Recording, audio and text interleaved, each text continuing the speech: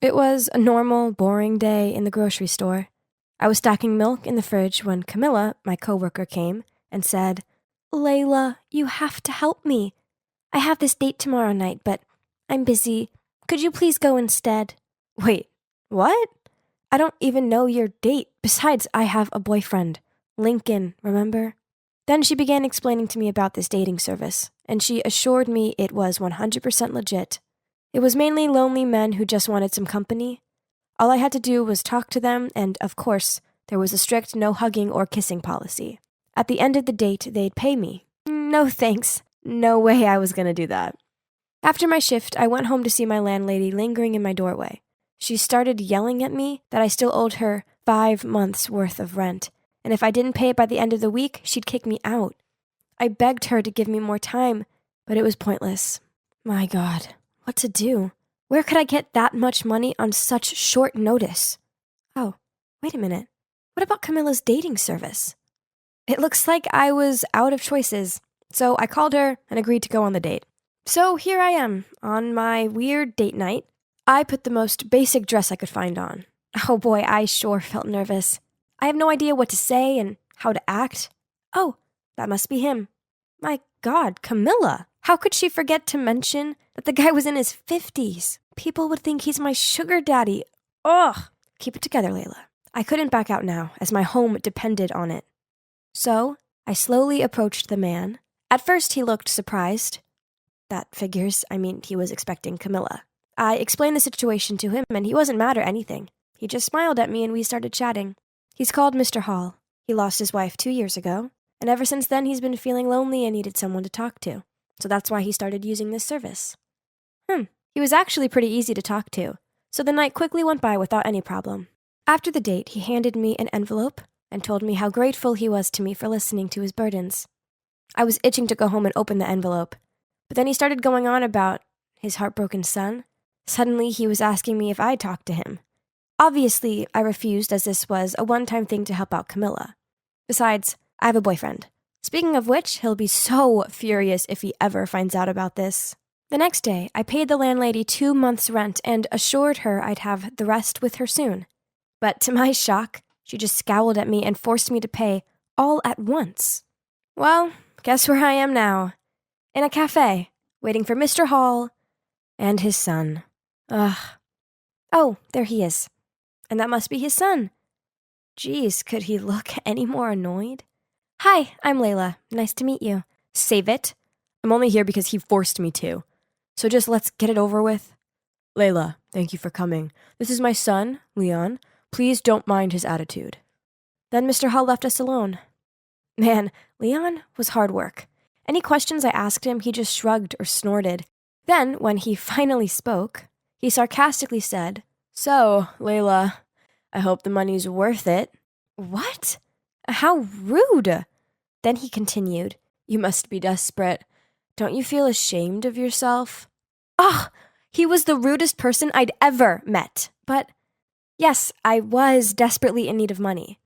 So I took a deep breath and started telling him about myself.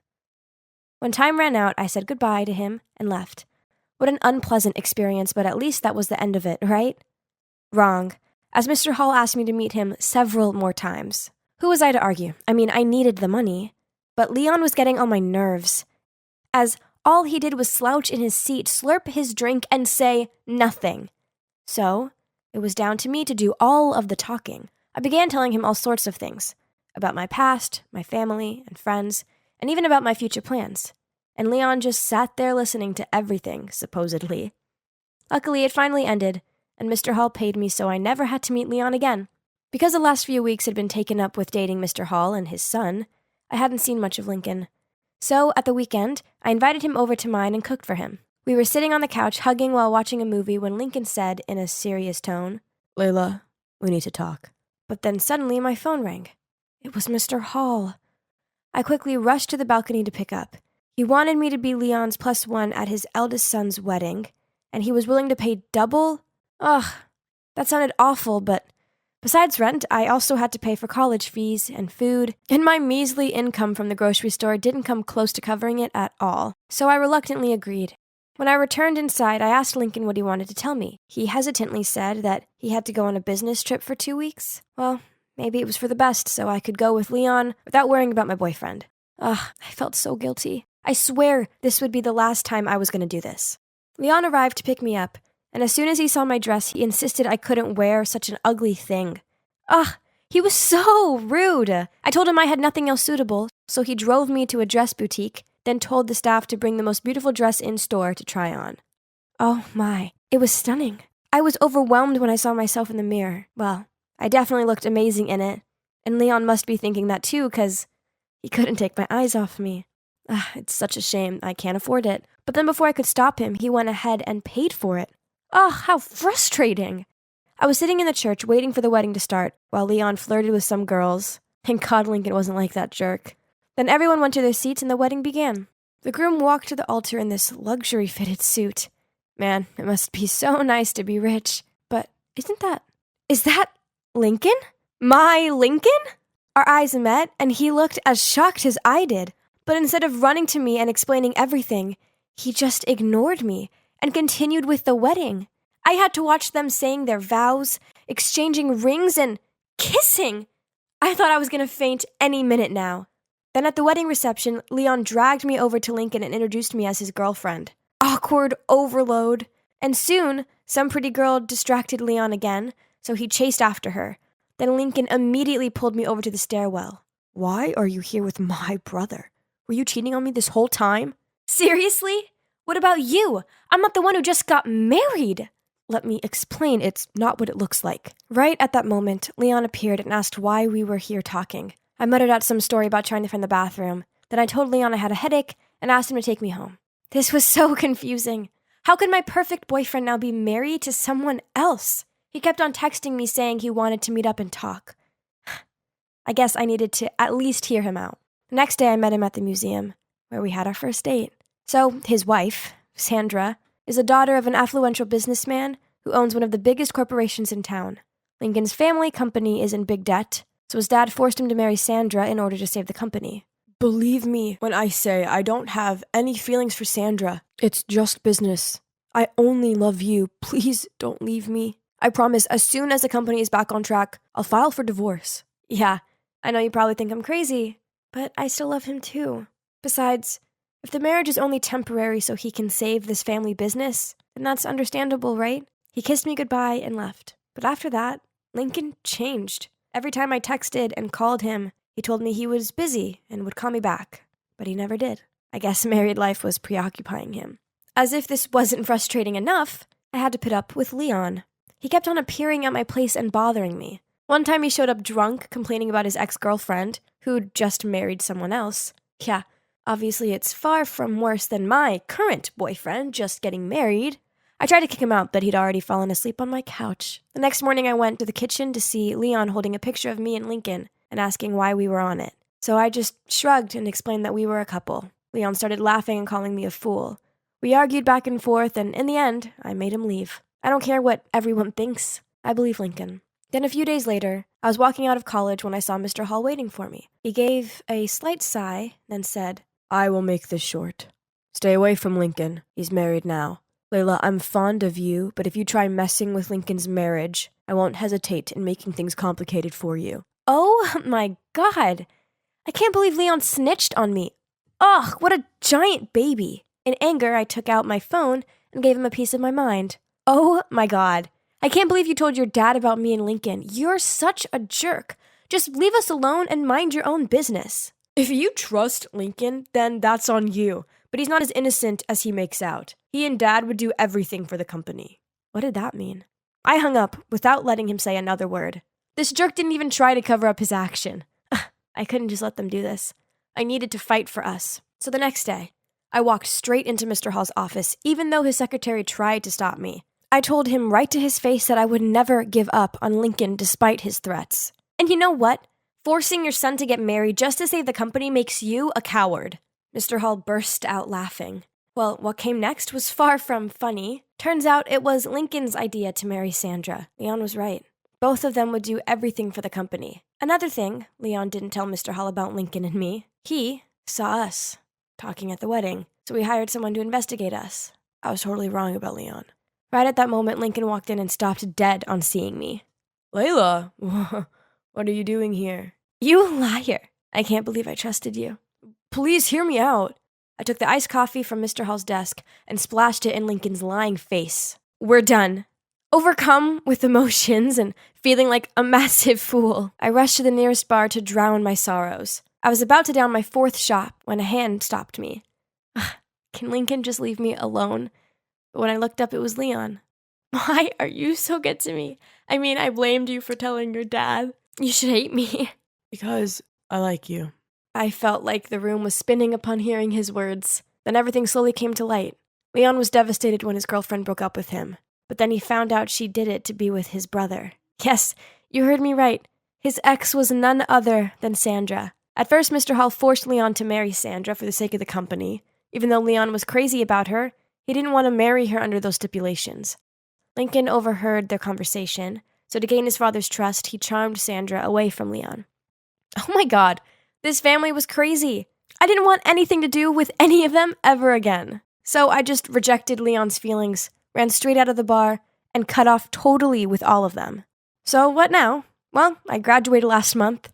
So after that, I decided I needed a fresh start in a shiny new city. So far, so good. I have a new job, which I adore. And it's so good knowing I'm not going to run into that jerk Lincoln or his dad. I know what you're wondering. What about Leon? Well, one day, I was walking out of my apartment when I saw a familiar face. Yes, it was him. Turns out when Leon heard that I was moving to another city, he moved too. I thought it was sweet that he was willing to leave his family, friends, and job behind just to be with me. Maybe it's time to gradually open up to him, don't you think? Well, time will tell. Too bad my story has to end here. Admit it. Come on. You took my necklace, didn't you? Mindy looked at us and shook her head. She was sweating. Well, there are only 3 of us in this house, and if Andy didn't take it, then obviously it was you. Seriously, Cass, you got to believe me, I didn't take it. But clearly she was lying, because when I rummaged through her bag, Cass's necklace was right there. Cass told her to get out of her house, and Mindy burst into tears. Poor Mindy. I really wanted to stop Cass, but she seriously hates people touching her stuff, so I just kept quiet. You see, Cass and I are pretty much joint at the hip. We've always lived in the same neighborhood, so we grew up together and shared everything. Well, almost everything.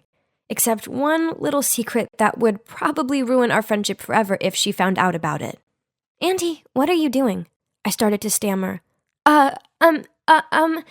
This is so cute. Honestly, I'm so upset about Mindy. I can't believe she'd do something like that. I smiled, not knowing what to say. I mean, it was me who'd exposed her. Suddenly, I felt so guilty. Right at that moment, we got to the checkout. Cass took everything out of the cart to give to the cashier. Hang on, she exclaimed. What is this? This item has the barcode ripped off. The cashier made a fuss for a while and even called the manager. Cass and I stood there for ages trying to figure out what was going on. Cass even started crying, thinking she'd be accused of shoplifting. After about 30 minutes, the store manager came and told us we could leave. They kept the items that had no barcodes and sent us on our way. Phew, that was close. What? What do you mean? Oh, nothing. I'm just relieved that we didn't get into any trouble. Just so you know, though, that wasn't the first time we'd got ourselves into an awkward situation while out shopping. Sometimes it was the torn barcodes, sometimes the tags were missing, then the security alarm would always go off at the door. And all of these situations weren't just coincidences. Okay, I gotta be honest here. The thing is, I have a habit of pilfering. Not because I can't afford stuff. I mean, my dad's the owner of a bank, so money isn't the issue. My dad basically buys me the latest phone every month. And you should see my wardrobe. I have all the designer bags. I steal because it gives me the kind of thrill that my boring daily life just can't give me. My dad just hands me money every day and never stops to think that maybe I'd like a hug or a how are you ever since my mom left when I was just a baby. He's been using money as a way to keep the peace. So one day when I was in elementary school, I stole a hairpin from the girl who sat next to me. It felt so good, like my own little secret. I loved the drama that came with it, and the fact that no one ever suspected me because I was such a rich little girl. After the hairpin, I got addicted to stealing little things and couldn't stop. It felt like the only thing I could control in my life, and so I kept on doing it. And here I am now, still getting a buzz from it every single time. And yep, you've guessed it. The one who took the necklace at Cass's sleepover was none other than me, of course.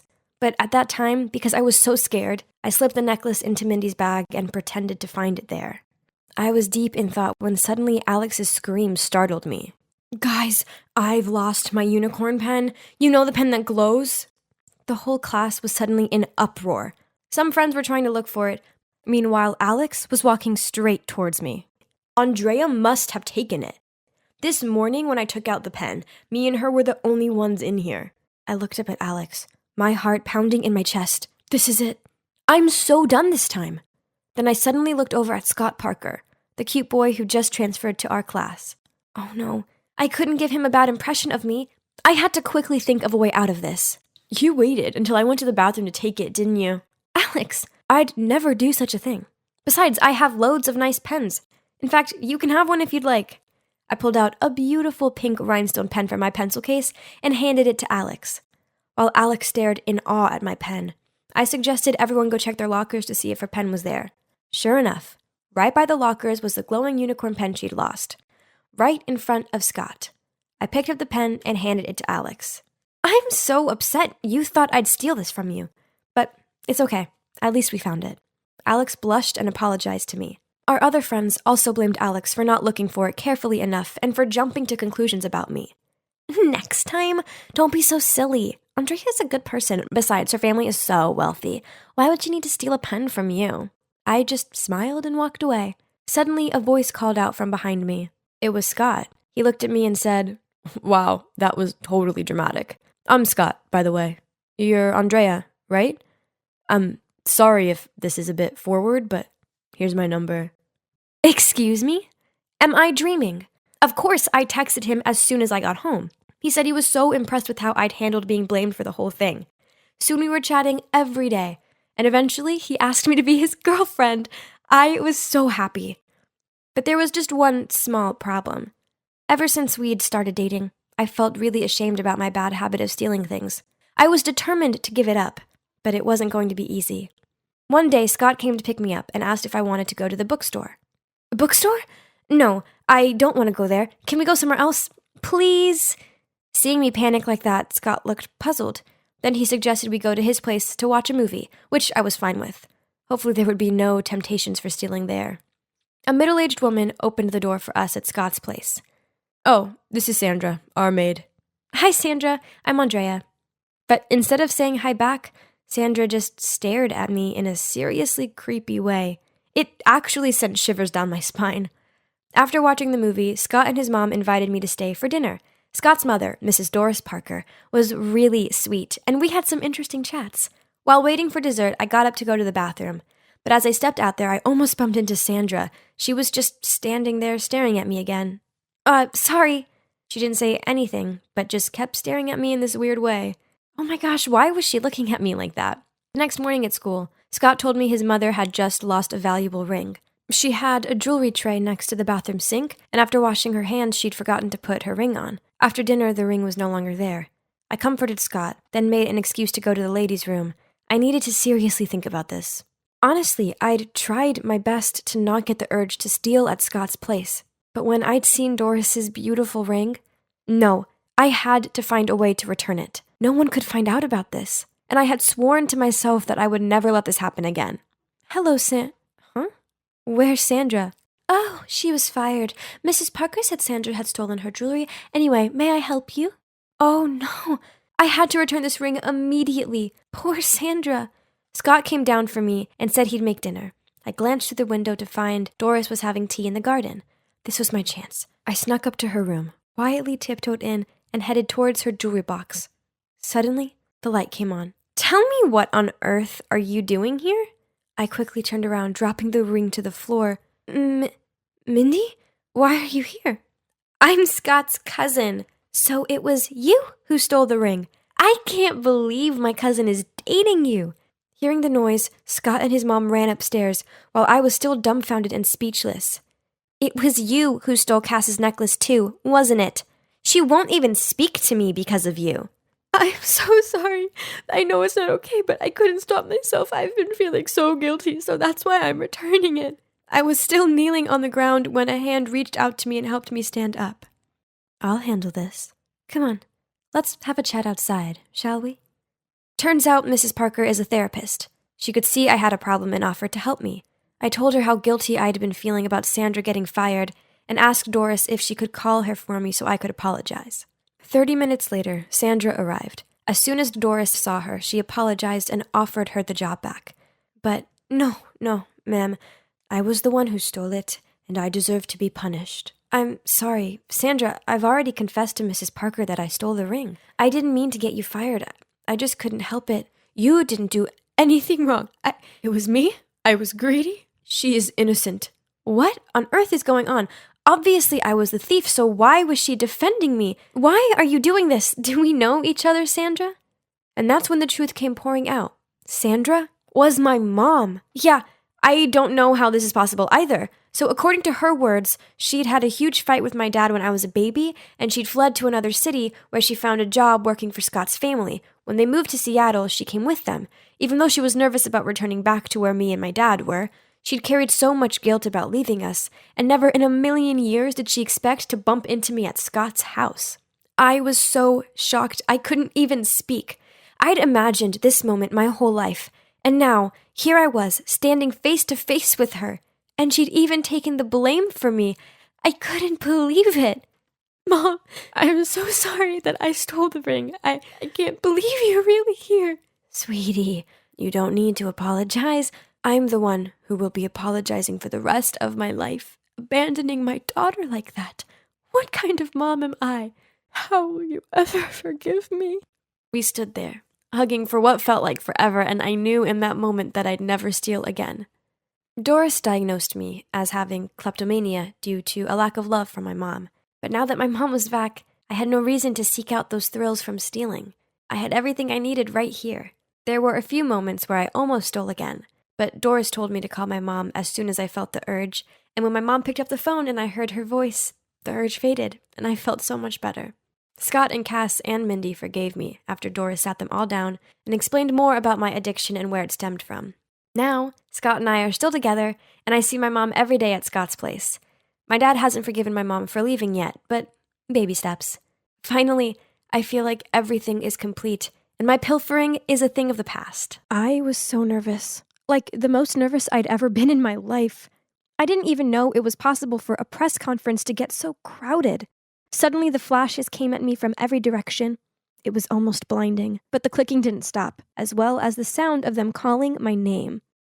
Hazel, look here! Here, over here, Hazel! Oh my gosh, why was this so chaotic? I started to panic, so I ran away, but I'd only taken a few steps before thump! Oh, these stupid high heels. Oh, hi, I didn't see you there. Well, let's be real, it's kind of hard to see anyone from this angle. Then from every direction, the reporters swarmed in like starving vultures, trying to take pictures of me. I was still confused and didn't know what to do when... Gentlemen, please give her some space. Are you okay? Robert, my adoptive dad, came to help me up. Excuse us, this is her first time attending such a crowded event. If it's all right with you, we'll help her answer your questions. Phew, I'd finally escaped the chaos. Or so I thought. As soon as he got into the house, Robert shouted, "Pamela!" which gave me the fright of my life. Didn't I tell you to teach Hazel some manners? How could you let her embarrass herself in front of the public like that? Pamela looked mortified and kept bowing down and apologizing, but Robert was still furious. If this happens again, you better pack your bags and get out of here. I felt so guilty. It was all because of me that she had been shouted at like that. But I'd done my best. Clearly, it wasn't good enough, though. I tried to forget about it, but early the next morning, Pamela woke me up. She gave me a timetable and told me that from now on, I wouldn't need to go to school anymore, and that a tutor would come to teach me at home instead. What? Why all of a sudden? I asked Pamela in shock. It was because of yesterday's incident. The mayor has decided that you need to spend more time learning the necessary etiquette. Are you serious? He can't just keep me locked up here. No way. Hazel, listen. You should be grateful that you got adopted into this house. Keep in mind of everything Mr. Cornelius has done for you and obediently do as I say. Do you understand what I mean?" Looking into Pamela's eyes, I knew I had no choice but to agree. The day of the opening ceremony for the town hall had finally arrived, and I got to leave the house for the first time in a month. A whole month. Now was the moment of truth. In the eyes of the public, I had completely transformed into a proper, prestigious lady. When Robert started speaking at the ceremony, he announced a charity fundraiser for my orphanage, in the hopes that children like me would be given a chance to live a better life. Hearing this speech, I could barely hold back my tears. I was sitting next to my adoptive mom, Eleanor, so I turned to give her a big hug. Suddenly, all eyes were on me, and it seemed I'd finally done something right. I smiled up at Robert, and we both had tears in our eyes. Maybe Pamela was right. I really was lucky to have been adopted by such kind people. But as soon as we got home, things changed. My parents got all quiet and went off to their room, leaving me alone. Where was my praise? I'd done so well, hadn't I? Why weren't they happy? The following days, they still asked me to join them for their events, so I guess I must have done a good job. And while the media and public were around, they were all touchy-feely and affectionate towards me, constantly praising me. We must have looked like the perfect family. But the minute we got home, they'd ignore me, and if they wanted to tell me something, they'd get Pamela to speak to me. It was so flipping weird. I actually started to feel quite lonely and depressed. And even though I was living in the lap of luxury, I missed the orphanage. One day, Pamela's daughter, aka the only friend I had in this enormous mansion, Paisley, saw how upset I was and asked, "Hey, so why do you agree to move into this house? You're clearly unhappy here." Paisley got me. She was the same age as me, so we were on the same wavelength. I was nervous to tell her how I felt, but I knew she would understand, so I told her everything. The thing is, I actually have a sister. She's only 8, and she's called Amber. That's why I was missing the orphanage. She was still there. She's got congenital heart disease, so after our parents passed away, the orphanage couldn't afford her hospital bills. When the mayor's family decided to adopt me, I refused because I didn't want to leave Amber alone. But then Robert offered to pay for her medical treatments if I agreed, and well, the rest is history. You see, I can't just leave. If I did, what would happen to Amber? Oh, Hazel, I didn't know. I'm so sorry. But I need to be honest with you. One time I overheard Robert and Eleanor saying that you were the perfect girl to play this role. Huh? What role? That meant, were they using me for something? It didn't make any sense, but those words kept lingering on my mind until... One time, Eleanor asked me to join her at a charity event, which she said was going to be broadcast on TV. Our job was to prepare homemade food and give it out to the homeless. I was so excited, but when I walked into our kitchen, I discovered the chefs had already cooked everything before the filming crew arrived. I was so disappointed and asked Eleanor about it. She just laughed and said, "Oh, no, sweetie, our job is just to look pretty and graceful in front of the camera." Then before distributing the food, she gave me a pair of gloves and said, "Don't touch any of their hands, okay? They are filthy." Oh my gosh, how could she say such things? Oh, then it hit me. I understood what Paisley had said now. The affection and kindness that the Corneliuses were showing me was actually just for show. All to win over the audience, aka the public, while this was their very true face. I had to do something about this. I couldn't let them keep on deceiving the public like this. So when Eleanor went to the bathroom and took off her gloves, I quickly grabbed them and threw them in the trash. When we went back out, a homeless man approached her to express his gratitude and asked for a handshake. Of course, she tried to refuse, but at that moment the camera turned to her, so she had no choice but to give in. And you know what? The man didn't just shake her hand. He even pulled Eleanor in for a big hug. I couldn't hold back my laughter at how flustered she looked. Served her right. Afterward, Eleanor grabbed my arm and dragged me to a quiet corner. Then she said, "It was you who did this, wasn't it?" I pretended to have no idea what she was talking about, and this just infuriated her even more. Then later that evening when we got home, Robert was already waiting and shouted at me, "What do you think you're playing at?" I was confused, but then Eleanor added, "Don't you ever mess with me like that again." Now listen closely. Don't you miss your little sis? Aren't you curious if she's doing okay or not? That's right. You better have behaved yourself from now on, young lady. I was so shaken by what they'd said. I didn't even want to leave my room. What if something happened to my sister? Then suddenly, Paisley climbed through my window into my room. As soon as I saw her, I burst into tears. Paisley, please help me with this. I need you to go to my orphanage and check on Amber and see if she's okay. A few hours later, Paisley came back panting. Your sister? She's not doing good.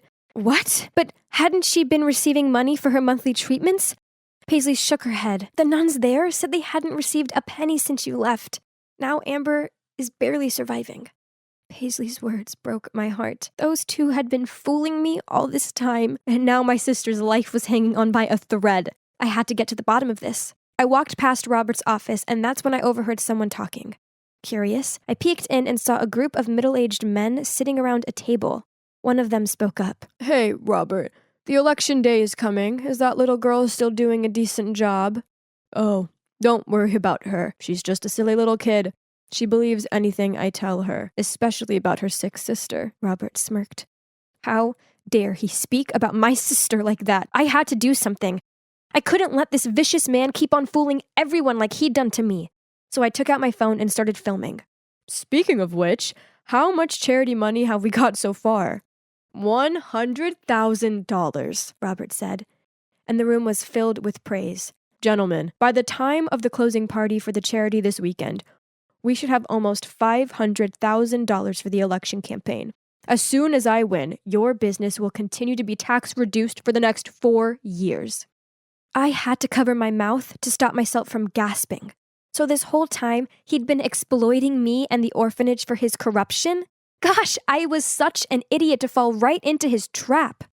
Suddenly my phone buzzed. Who's there? Robert shouted and rushed to the door. Oh no! Panicked, I ran, but not far enough before I tripped and the phone flew out of my hand. Robert and his men caught up with me, picked up my phone, and deleted all my evidence. They even took the phone away from me. He turned to me and said, I've already warned you, have I not? You're a liar, I yelled.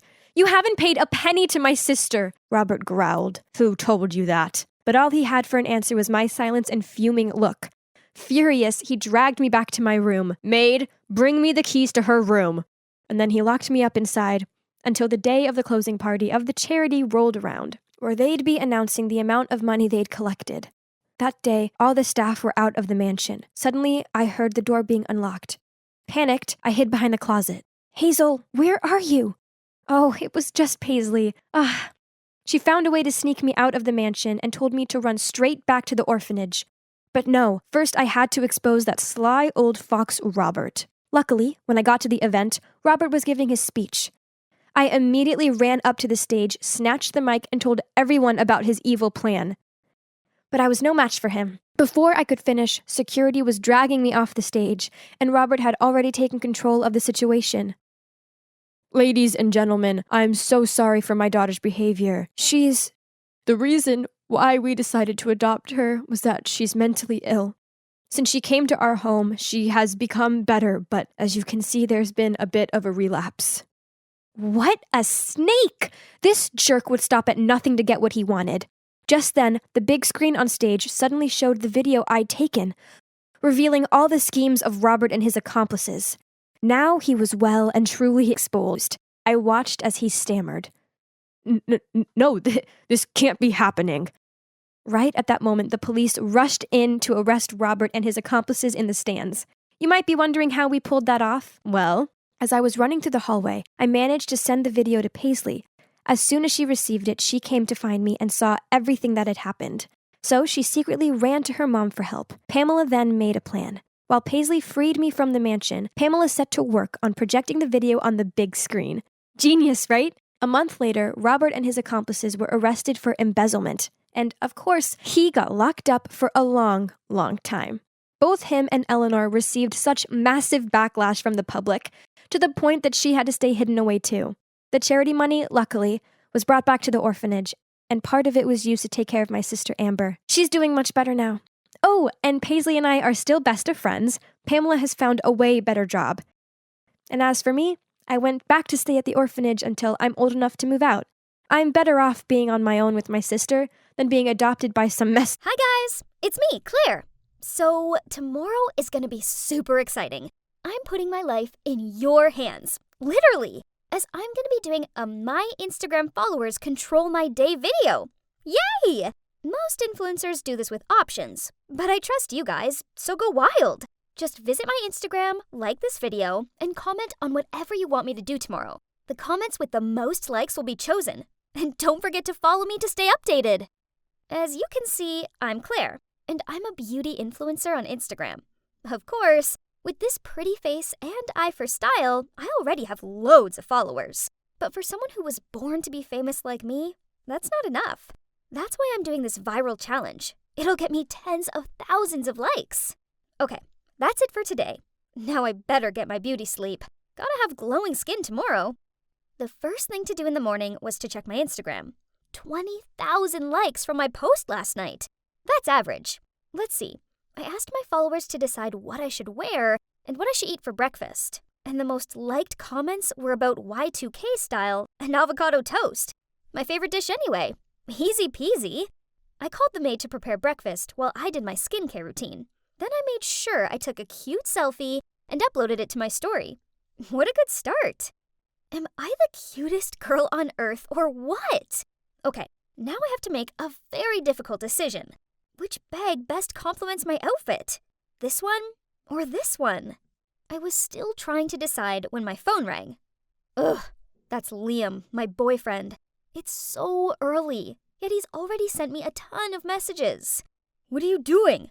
Why didn't you reply to any of my texts? Hurry up if you don't want to be late for school. All right, I'm coming. Jeez, why does he have to be so stressy? It doesn't matter if we're a little late. I mean, come on, it's only school. After choosing the right bag, I got into Liam's car. He frowned at me and asked me what took so long.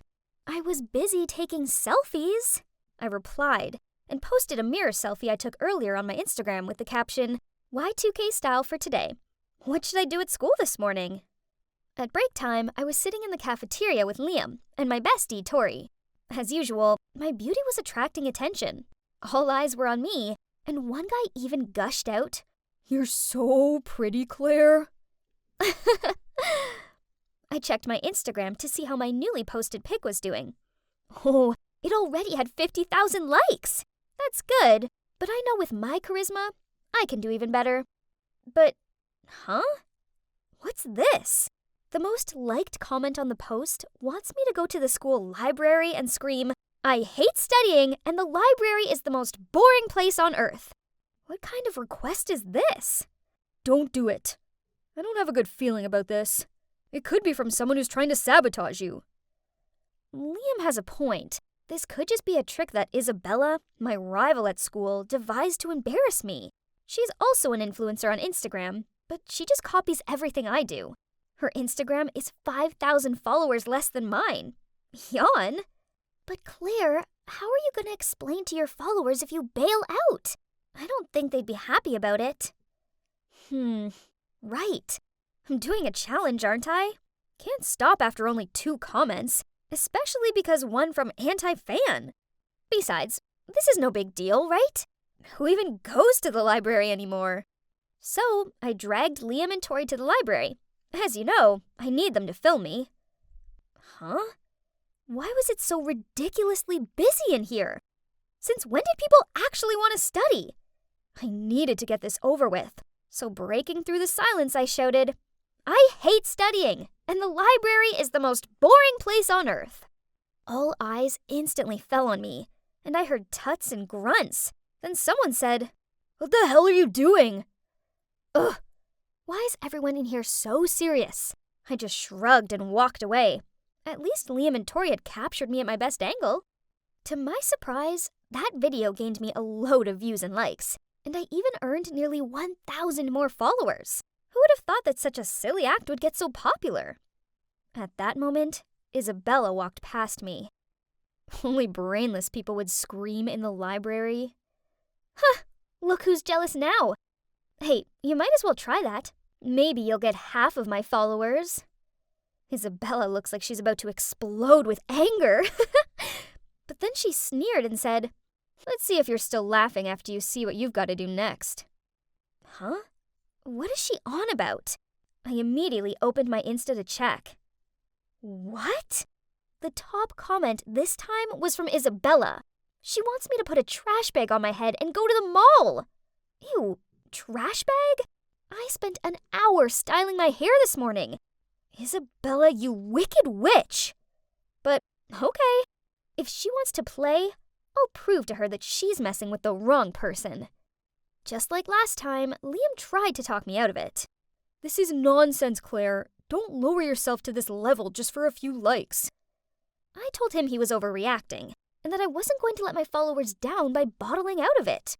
This seemed to annoy him, and he stormed off. So who's going to take videos for me? I called out, but Liam just kept walking. Why can't he just support me like usual? Luckily, I still had Tori, and she agreed to film it for me. That's what best friends are for. Okay, this is more embarrassing than I thought. People keep staring at me like I'm an alien. I gave them a "what are you looking at" stare, prompting them to quickly turn away. No, I have to act confidently for the video to get more likes. Looking over, I saw Tori cheering me on, so I took a deep breath, stood up straight, and did my best catwalk strut through the mall. My heart was pounding like crazy, even after we walked out of the mall. Phew, it was finally over. I then quickly opened up my Insta, uploaded the video I just shot, then texted Liam asking where he was. After that, Tori and I got in a taxi to his house. Liam was already waiting for me at the door, looking all serious when I got there. So I told Tori to wait in the taxi. Then angrily I shouted as I walked over to him, "You could have at least come and supported me. Do you know how upset I was when you just left like that? I wasn't comfortable filming you make a fool of yourself. I care about you too much." It's just a bit of harmless fun. Why can't you understand how important being an influencer is to me? I don't think I can be with someone who doesn't support me and my passion anymore. We should break up. Then I just walked away, not giving Liam a chance to explain. He quickly ran over and grabbed my hand. "Okay, I'm sorry. Can we talk it out?" It worked! I gestured to Tori, then turned around with a big smile at Liam. "Can you believe the followers want me to test your love by pretending to break up with you? I'll show them how much you love me." But then, unexpectedly, Liam angrily shouted, "What? So, I'm just another tool to get likes for your Instagram? If you want to break up, then fine. We're done." Then he stormed into his house and slammed the door. I stood there open-mouthed. How could he break up with me? In the whole 2 years we've been together, I've never seen him this mad. I'll let him chill for a bit and talk to him tomorrow. He'll have calmed down by then. Right? Look, Claire! Your shopping mall video has already reached 100,000 likes! Oh my god, what is this? People are going crazy for my videos. They say I'm so confident, wearing a trash bag and still looking stylish. I look like Kendall Jenner. And my followers also increased by 5,000 people. At least this is worth the effort I put in. The next morning, I waited for Liam to pick me up. But he never arrived. When I got to school, I tracked him down and asked if he was still mad at me. "You're so addicted to social media. I don't even know who you are anymore." Then he walked off. At that exact moment, Isabella walked towards me. Wait, why is Tori with her? "Hey, loser, you're in so much trouble." What does that mean? I looked at Tori in confusion, but she just lowered her head and quickly followed Isabella. Feeling something was wrong, I immediately opened Instagram and... oh my god, what are these comments? Such an attention seeker. She's willing to do anything just for some likes. I heard that her boyfriend broke up with her. No surprises there. What is this? I did all these things at their requests, and now I'm the one receiving all the hate? Suddenly, the principal announced via the loudspeaker that I had to go to his office. As I walked in, I saw my parents sitting there. Turns out news of what I did at the library had spread. But not only that, someone even accused me of stealing from the shopping mall. Huh? I didn't steal anything. To prove my innocence, I gave the principal my bag to check. And he pulled out a brand new necklace. Why is this thing in my bag? I tried explaining myself, but no one would listen. I was suspended for a week. The walkout of the principal's office was the worst thing ever. Everyone was giving me judging looks and whispering to each other. On the way home, I took a teary selfie, then posted it on Instagram with the caption, "Consequences of yesterday's challenge. 1 week suspension." Someone put the blame on me. Once home, my ashamed-looking parents immediately took my phone away and even disconnected the Wi-Fi. Ugh! My life was over. I ran up to my room in a huff and flopped down onto my bed. Suddenly, my eyes crossed a photo I took with Liam on my birthday last year. That's when Liam threw me a surprise party, and he even made me a cute birthday cake. Come to think of it, I was a bit too harsh with him yesterday. He was only trying to protect me. If I'd listened to him, I wouldn't have all these hate comments and be stuck home for a week. I hurt Liam just to gain more followers. How could I be so stupid? I wished I could apologize to him right now, but... Then to my surprise, after just 3 days, my mom told me I was allowed back to school. There were still mutters about me, but that didn't matter, as Liam was waiting for me at my locker. I hurried over to him, apologized, and explained everything. "Claire, I know you're the sweetest, most loving girl. You just got carried away with your frivolous Instagram popularity. Besides, I know you're not a thief." Then Liam told me that out of suspicion, he asked to check different CCTV at the shopping mall and discovered that it was Tori who dropped the necklace box into my bag. Turns out, she was only hanging out with me because I was famous and rich. So when Isabella paid her, she turned 180 degrees, running after Isabella and playing tricks on me. Liam reported this to the principal, and now both of them have been suspended. That's it. Chasing after popularity on the internet didn't bring me any real friends, but only virtual fans, and a fake friend, sadly. I got blindsided by the likes and followers, and overlooked what was truly important: my real-life relationships and the people who genuinely care for me. After that incident, I decided to deactivate my Instagram account for a while, at least until I feel stable again. And even if I lose all my followers, I don't really mind anymore. Because right now, I'm spending time with those who really matter to me.